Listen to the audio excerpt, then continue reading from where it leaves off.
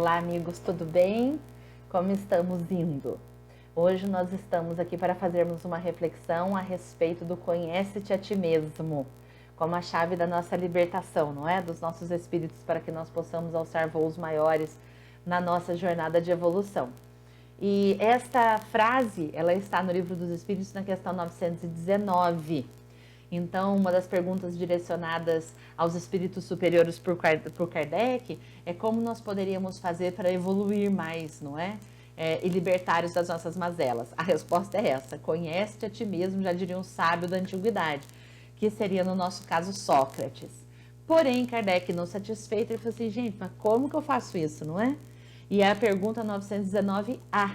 E quem nos responde é Santo Agostinho, com aquela máxima que nós estamos acostumados a repetir, não é? Que ele diz que ao final de um dia ele se recolhe e no seu leito ele faz uma reflexão da sua consciência, de tudo que ele fez durante aquele dia, todas as tarefas, as pessoas com quem ele conversou, aquilo que ele compartilhou. Então, a partir dali, ele faz uma autoavaliação.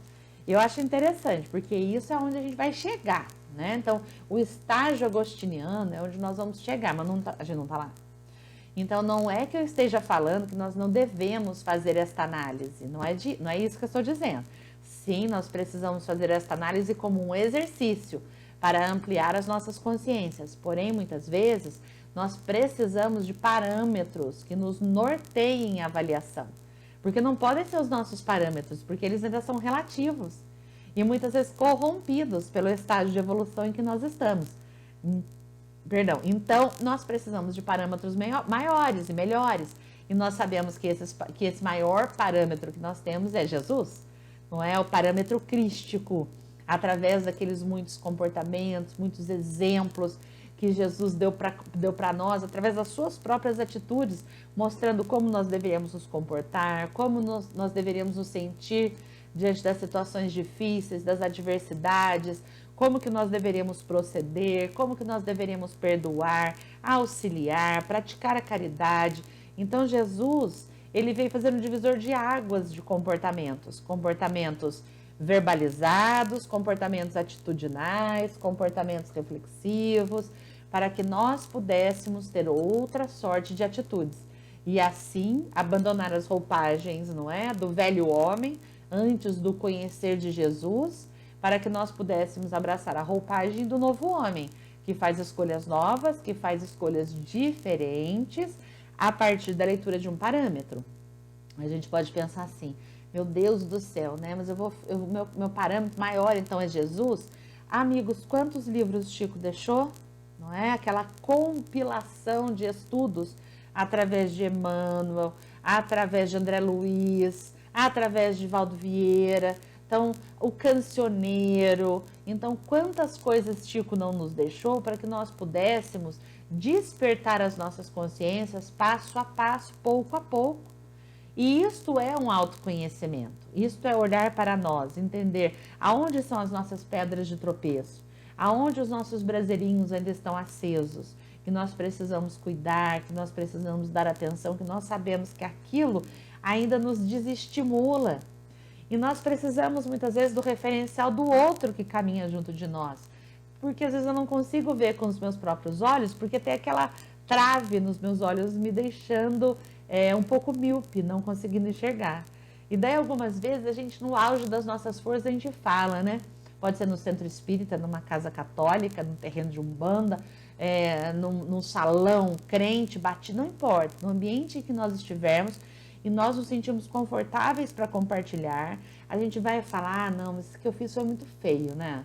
Eu devia ter pensado melhor, eu agi no calor da emoção. Aí vem uma outra pessoa e fala assim: imagina, meu irmão, quanto você já progrediu. Sei, gente, que já progrediu. Mas às vezes isso bloqueia o processo de autopercepção. Porque quando eu falo, isso é um processo terapêutico. Eu estou me reavaliando, eu estou concatenando ideias, estou somando fatos e situações, estou revolvendo sentimentos e emoções. Então eu preciso colocar para fora, para que eu possa buscar uma lógica, sim, auxiliada por terceiros, por um amigo, por um terapeuta, por um instrutor, por um pastor, por um preletor. Então nós precisamos deste auxílio, mas nós não podemos muitas vezes tapar o sol com a peneira. Algumas vezes a gente faz isso, eu sei que muitas vezes é por piedade, por dó, por comiseração. Não é para a pessoa deixar também se lacerar nas suas dificuldades, nas suas dores, amargurada e vitimizada. Não, porque Jesus não nos pregou isso. Emmanuel condena a vitimização e Deus não nos criou para nós nos sentirmos inferiores e impotentes diante da nossa própria existência. Então, não estou dizendo para que a gente largue a pessoa no chão da amargura, né? Na rua da amargura. Nós podemos auxiliar e ampliar, auxiliar, acolher e ampliar, porque muitas vezes quando nós só acolhemos, nós não ampliamos a consciência. E daí esta pessoa vai recalcitrar mais uma vez. Por isso que nós precisamos estar preparados para o atendimento fraterno, as profissões que nós exercemos, que conversam com pessoas, se somos professores, se somos orientadores, se somos compartilhadores. Nós precisamos ter fundo, porque a espiritualidade muitas vezes nos utiliza para um trabalho de auxílio na caridade do ouvir, não é? Para auxiliar a pessoa nos seus passos de reascensão espiritual. Então nós não podemos tolher, nós vamos ouvir e dimensionar, não é? Nós fazemos isso algumas vezes com os nossos, no ambiente profissional, com as pessoas que nos procuram para processos de coaching. Quantas vezes eu pergunto, e você achou essa atitude que você teve valorosa? E daí às vezes as pessoas, não, mas era uma situação, porque o ser humano também é louco para dar justificativa e fugir pela tangente, não é? Ah, eu deixo a pessoa falar e eu pergunto, eu falei, mas você se sentiria orgulho se esta sua atitude estivesse num grande jornal, sendo lida por muitas pessoas? Daí ela começa a titubear. Não, veja bem, se tem um veja bem, já vem na explicação. Deixa a pessoa falar. Depois que ela fala, se ela tiver condição emocional para essa minha pergunta, eu pergunto, você sentiria orgulhoso se esse tipo de comportamento fosse reprisado pelo seu filho? Aí tem aquele cri-cri-cri, né? Aquele pensar. Porque eu não quero para mim, eu não quero para o outro. Às vezes eu quero muito menos para o outro. Então nós temos que ter este parâmetro de comparação, para que daí nós cheguemos nesse estágio de Santo Agostinho, conseguindo realmente avaliar os nossos pensamentos e falar, não, esse pensamento foi bom. Nós podemos ser compartimentalizados, porque somos seres complexos, não é? No pensar, no sentir, no refletir sobre as coisas. Então, isso aqui foi bom nesse aspecto, mas nesse aspecto não foi muito bom. Preciso melhorar isso daqui, que é o que eu consigo enxergar, né? Ah, isso aqui eu acho que eu fui bem. Eu vi, né? As pessoas ficaram felizes, satisfeitas, mas isso aqui eu acho que eu não fui, porque a carinha do povo estava bem digesta. Eu sei que remédio amargo também cura, né? Mas às vezes nós precisamos dosar aquilo que nós falamos e o como nós falamos. Esta é a máxima agostiniana, fazer esse escrutínio no final do dia para ver em que nós progredimos, em que nós estacionamos, em que nós pioramos, em que nós nos comprometemos. Para que assim, com esta clareza perceptiva, nós possamos verdadeiramente evoluir, progredir, dando esses passos mais seguros, sem tanto titubear. Caso contrário, é aquela frase, cego guiando cegos, não é? Ah, Paulo, na onde está essa frase, cego guiando cegos? Na verdade é o YouTube que canta, né? O YouTube canta um trecho que ele fala, blind leading blind. Então, cegos guiando cegos. Então, nós precisamos nos conhecer para que nós possamos dar os exemplos, para que nós possamos ser aqueles que hão de arrastar multidões para o seu progresso e para a sua evolução espiritual. Eu estou pegando aqui Emmanuel, como vocês sabem, aquele livro, né, que eu gosto do Emmanuel, o Evangelho por Emmanuel, em que ele comenta só Mateus. Eu estou em Mateus, capítulo 7, versículo 20. Logo, pelos seus frutos os reconhecereis. É nós mesmos que ele está falando, né? Autoaprimoramento é o título do que eu vou compartilhar com vocês. Está no livro Rumo Certo, no capítulo 23. Nos diz Emmanuel. Tanto quanto sustentamos confidências menos felizes com os outros, alimentamos aquelas do mesmo gênero de nós para nós mesmos. Então, às vezes, a gente fica trocando com os outros fofoca, né? É o que o Emmanuel está falando, que ele é fino, né? Emmanuel é elaborado. Mas, muitas vezes, a gente está ali na maledicência, né? Com os outros. Ele fala, olha, de nós próprios, também existe uma maledicência a tecer, porque tem alguns comportamentos que eles são maus. Por isso, maledicente, de ser mal do outro. É fofoca, mas a gente não tem que compartilhar. Mas nós precisamos nos avaliar em quais comportamentos são maus, não são tão bons assim. Como vencer os nossos conflitos interiores? De que modo eliminar as tendências menos construtivas que ainda nos caracterizam a individualidade? Indagamo-nos. Então, sim, conhece-te a ti mesmo, passamos essa reflexão agostiniana, mas como?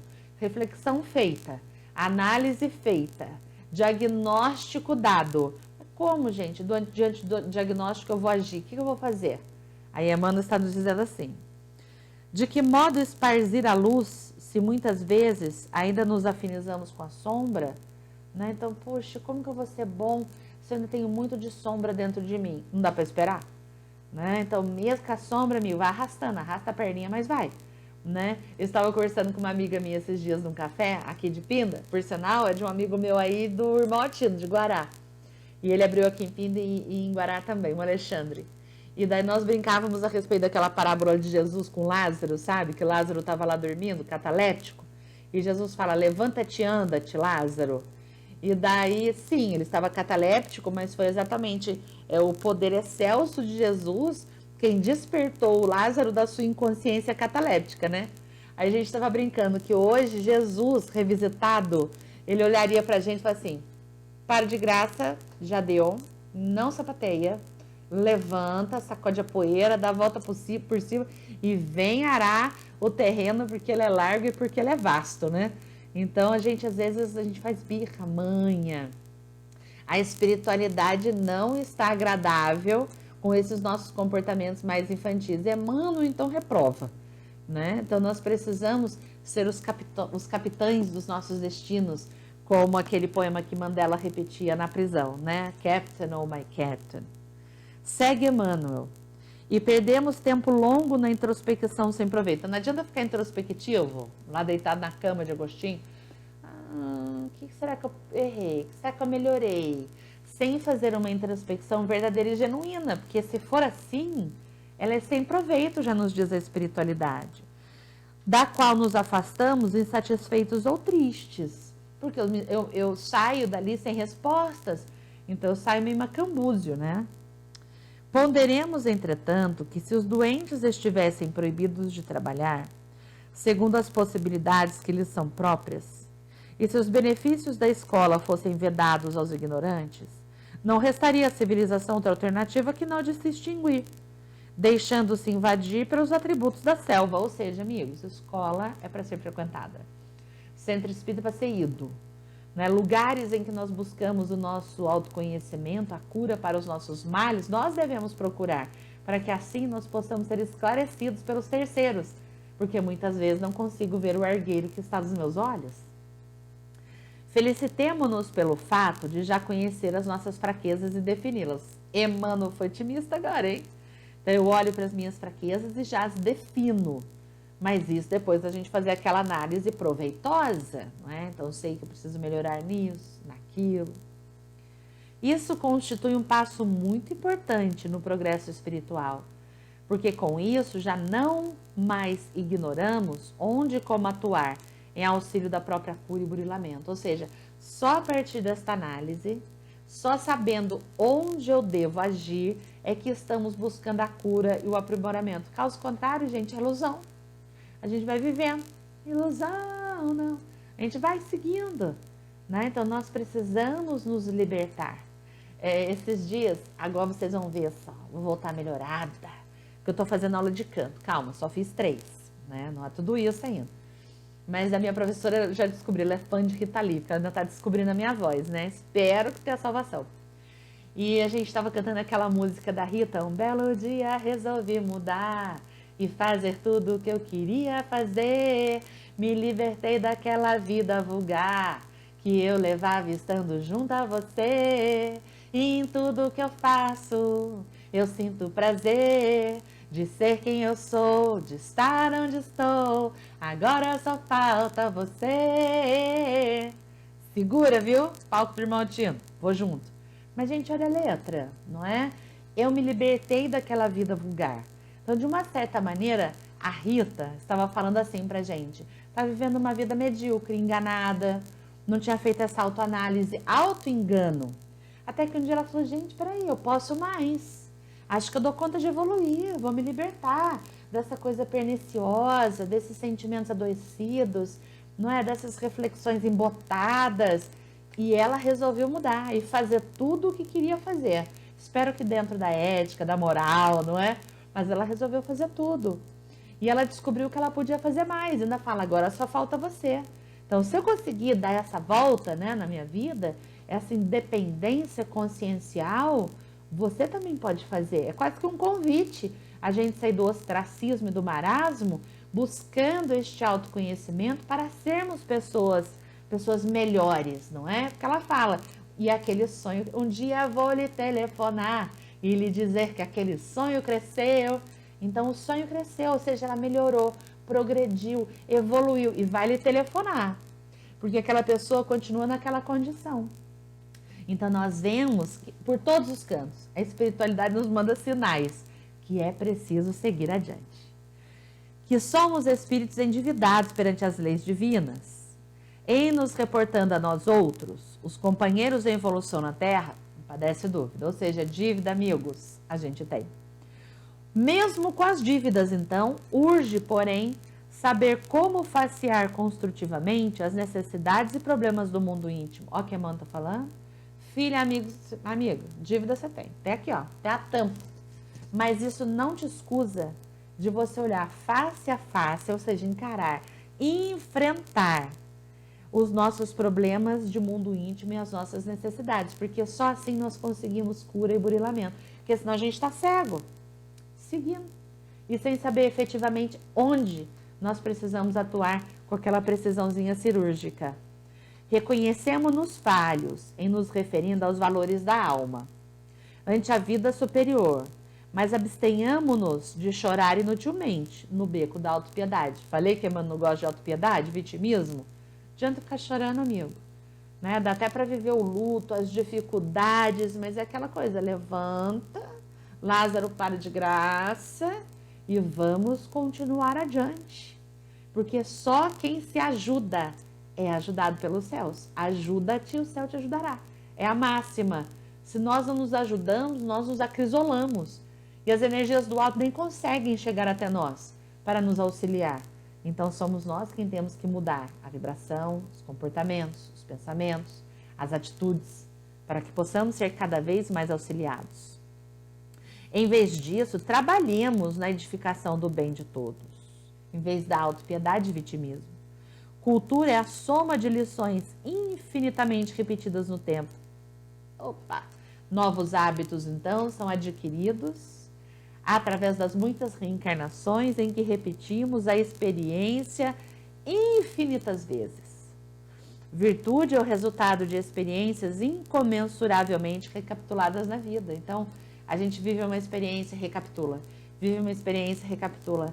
Vive uma experiência, recapitula. É claro que a cada recapitulada, né, gente, a gente fica melhor. É igual um ator teatral. Na primeira peça, ele ainda é mais ou menos. Mas se ele fizer 15 vezes aquela peça, né? Tô me lembrando aqui, a gente estava conversando do Mistério de Irma Vap, foi a peça mais longeva do teatro brasileiro, né? Então, Marco Nanini e Neila Torraca ficaram em exibição para mais de, talvez, 18, 20 anos. Então, depois disso, você não precisa nem mais passar o texto. E eles disseram em uma entrevista do Ney que eu assisti, que mesmo assim, eles repassavam o texto, para que eles não perdessem a excelsitude da peça. Gente, pensa, uma peça numa reencarnação, 20 anos, com quantas exibições? Então, para a gente conquistar essa nossa virtude, essa cultura crística excelsa, olha, dá-lhe reencarnação, cada vez melhor. Jesus, o mestre dos mestres, apresenta uma chave simples para que se lhe identifiquem os legítimos seguidores. Conhecê-los-ei pelos frutos. Ou seja, se bons, bons frutos. Se equivocados, frutos equivocados. Aí a responsabilidade que duplica. Porque quando é só nossa, é nossa. Mas quando reverbera no outro, aí, meu amigo, responderemos também pelo plantio, né? Observemos o que estamos realizando com o tesouro das horas e de que espécie são as nossas ações, a benefício dos semelhantes. O que a gente tem feito pelo outro? Eu passo às vezes horas jogando Candy Crush, Minecraft, né? Esse joguinho de guerra, adoro. Benefício você está trazendo para o outro? Que tipo de conhecimento você está angariando?